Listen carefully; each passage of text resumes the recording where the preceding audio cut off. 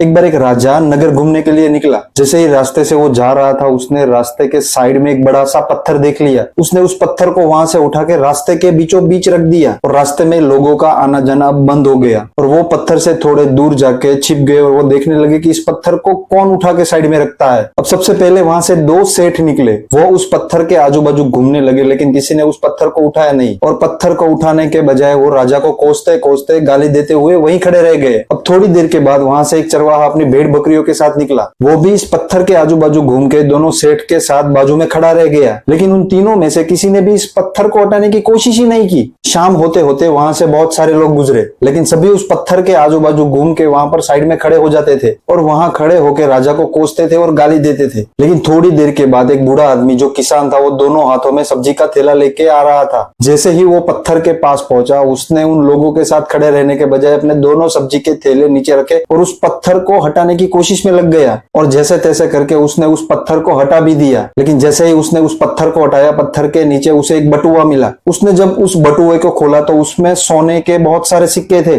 और उस सोने के सिक्के साथ साथ एक चिट्ठी भी रखी थी, जिसमें लिखा हुआ था कि ये आपका पत्थर हटाने का इनाम है। तो दोस्तों, यहाँ पर राजा ने उसको कोई इनाम नहीं दिया था, बल्कि उसे ये सीख दी थी कि जो आदमी मेहनत करता है, जो इंसान मेहनत करता है, उसे फल मिलता ही है।